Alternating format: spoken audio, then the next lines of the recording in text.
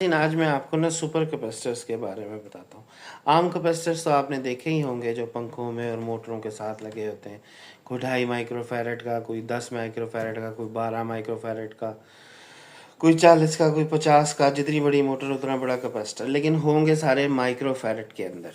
लेकिन नाज़रीन, ये जो होता है ना सुपर कैपेसिटर, इसकी कैपेसिटेंस माइक्रो से नहीं स्ट्रेट फैरेड से शुरू होती है। मतलब कि 1 farad, 10 farad, 100 farad, 200 farad, 500 farad. और साइज़ कोई इतना बड़ा नहीं होता, नॉर्मली होता है।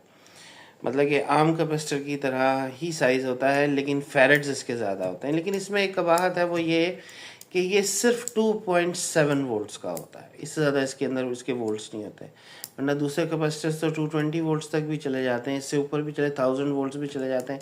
इनफैक्ट ये कि जो कैमरे की फ्लैश का कैपेसिटर होता है, जिससे एक दफ़ा मुझे बड़ा ज़बरदस्त शॉक पड़ा था, वो अच्छे खासे वोल्ट्स का होता है और लग पता जाता है अगर आप उसको चार्ज को हाथ लगा लें तो ये जो सुपर कैपेसिटर है ना, इसकी ये जो 2.7 वोल्ट है, अब प्रॉब्लम ये होती है कि कैपेसिटर्स को आप अगर सीरीज़ में जोड़ें ना, तो उनकी कैपेसिटेंस ड्रॉप हो जाती है, वोल्टेज भले बढ़ जाएगी।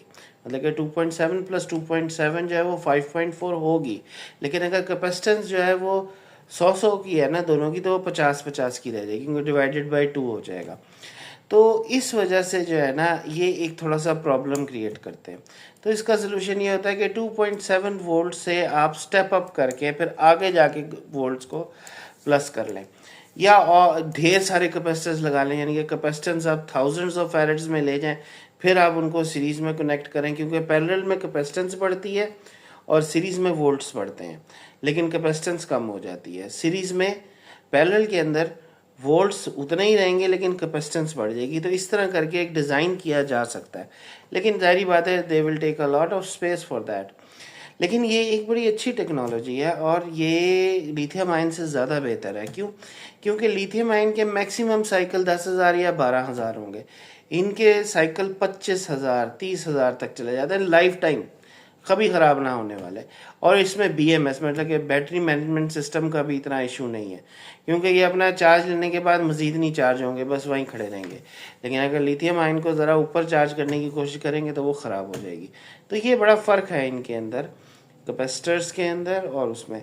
लेकिन ये खैर अभी ये टेक्नोलॉजी है, अभी आहिस्ता आहिस्ता ये कर रही है। ऊपर से graphene is an expensive material and difficult to get, इस वजह से ये अभी ज़रा स्लो है। लेकिन आइंदा इंशाल्लाह अगले सालों के अंदर इसके ऊपर बड़ा वर्किंग होगी और इसका कोई सलूशन भी निकाला जाएगा और ये बड़ी अच्छी चीज़ होगी। बहुत बहुत शुक्रिया।